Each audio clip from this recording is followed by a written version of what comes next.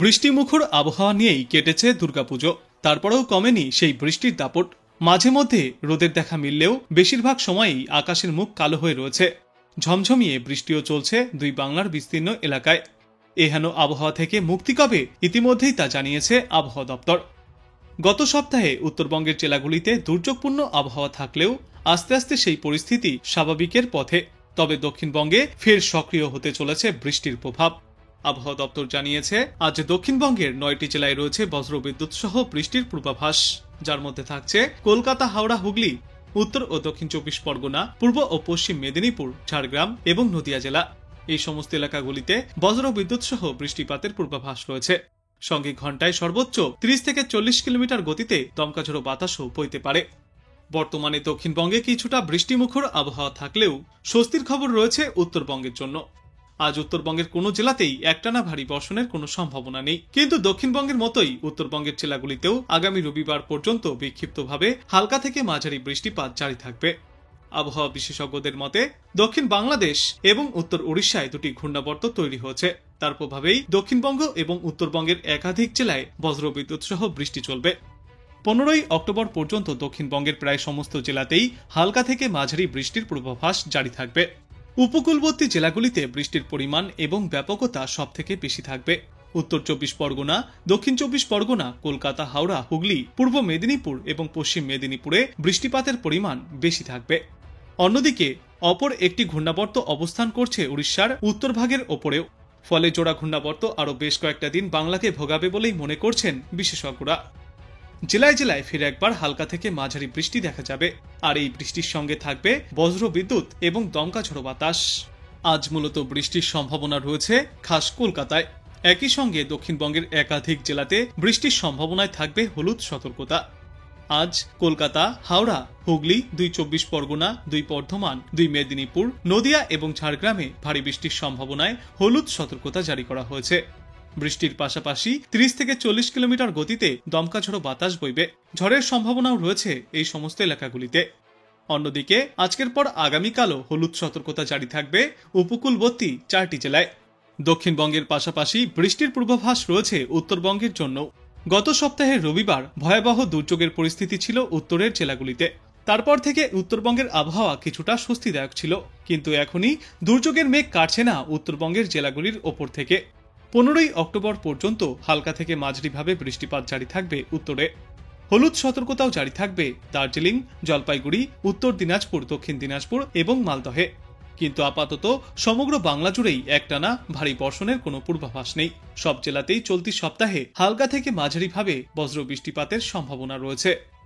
অক্টোবরের 15 তারিখের পর থেকে অন্তত 8 দিন পাহাড়ের আকাশ ঝলমলে মেঘমুক্ত থাকার সম্ভাবনা। উত্তরবঙ্গের বিস্তীর্ণ এলাকা এবং সিকিমে পরিষ্কারভাবে কাঞ্চনজঙ্ঘা দৃশ্যমান হবে। এদিকে আবার দক্ষিণ বাংলাদেশে ঘূর্ণাবর্ত অবস্থান করছে। উত্তর উড়িষ্যাতে আরও একটি ঘূর্ণাবর্ত রয়েছে। এর জেরে দক্ষিণবঙ্গের কিছু জেলায় হালকা থেকে মাঝারি বৃষ্টি চলবে। দক্ষিণবঙ্গেও ভারী বৃষ্টির সম্ভাবনা আপাতত নেই, তবে বজ্রবিদ্যুৎ সহ বিক্ষিপ্তভাবে বৃষ্টিপাত চলবে আগামী কয়েকদিনে। কিন্তু ফের মঙ্গলবার থেকেই দক্ষিণবঙ্গের বাতাসে জলীয় বাষ্পের পরিমাণ ক্রমশই কমতে শুরু করবে। কম হবে বৃষ্টির পরিমাণও। আজ বজ্রবিদ্যুৎ সহ হালকা থেকে মাঝারি বৃষ্টির সম্ভাবনা রয়েছে কলকাতা, হাওড়া, হুগলি, নদিয়া, উত্তর ও দক্ষিণ 24 পরগনা, পূর্ব ও পশ্চিম মেদিনীপুর এবং ঝাড়গ্রাম জেলায়। এরপর আগামীকাল বজ্রবিদ্যুৎ সহ বৃষ্টির সম্ভাবনা থাকবে উত্তর ও দক্ষিণ 24 পরগনা, পূর্ব ও পশ্চিম মেদিনীপুর এবং নদিয়া জেলায়। বৃষ্টির সঙ্গে দমকা বাতাসও বইতে পারে। বাংলার পাশাপাশি বিহার এবং ঝাড়খণ্ডে আগামীকাল থেকেই শুষ্ক আবহাওয়া দেখা যাবে। বেশ কিছু অংশে বর্ষা বিদায়ের সম্ভাবনা তৈরি হচ্ছে, তবে উড়িষ্যা এবং বাংলাতে আরও বেশ কয়েকটা দিন বর্ষা বিদায়ের জন্য অপেক্ষা করতে হবে। রবিবারের পর থেকে বাতাসে জলীয় বাষ্পের পরিমাণ কমতে শুরু করবে। ধীরে ধীরে আবহাওয়ার পরিবর্তন ঘটবে। আগামী সপ্তাহে শুষ্ক আবহাওয়া থাকবে বাংলার দিকে দিকে। প্রাক বর্ষা বিদায় নেওয়ার পর শীত আসার আগে বঙ্গোপসাগরে ঘূর্ণিঝড় তৈরির ইঙ্গিত রয়েছে।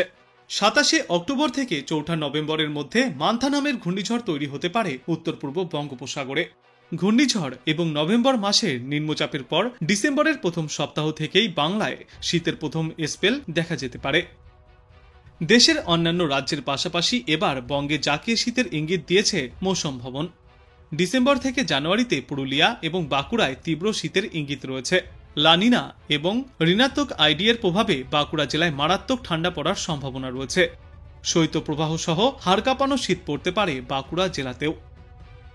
আবহাওয়া দপ্তরের পূর্বাভাস অনুযায়ী রাজ্যের বেশিরভাগ জেলাতেই আগামী 3 দিনে হালকা থেকে মাঝারি বৃষ্টিপাত অব্যাহত থাকবে, কিন্তু আপাতত ভারী বর্ষণের কোথাও কোনো পূর্বাভাস নেই। অন্যান্য বছর 10ই অক্টোবরের মধ্যে পশ্চিমবঙ্গ থেকে প্রাক বর্ষা বিদায় নেয়, তবে এবার সেই সময় আরও কিছুটা পিছিয়ে যেতে পারে বলেই মনে করছেন বিশেষজ্ঞরা। আবহাওয়াবিদদের মতে উত্তরবঙ্গের 8টি জেলাতে আগামী রবি থেকে সোমবার পর্যন্ত হালকা থেকে মাঝারি বর্ষণ চলবে, তবে কোনো জেলাতেই আপাতত বড় ধরনের কোনো সতর্কতা জারি করা হয়নি। দক্ষিণবঙ্গের কলকাতা, হাওড়া, হুগলি সহ একাধিক জেলাতেই বৃষ্টির সম্ভাবনা রয়েছে। এই বৃষ্টিপাত চলবে আগামী রবি থেকে সোমবার পর্যন্ত। কলকাতায় সর্বোচ্চ তাপমাত্রা ঘোরাফেরা করবে 29 থেকে 32 ডিগ্রি সেলসিয়াসের মধ্যে এবং সর্বনিম্ন তাপমাত্রা থাকবে 24 থেকে 26 ডিগ্রি সেলসিয়াসের মধ্যে।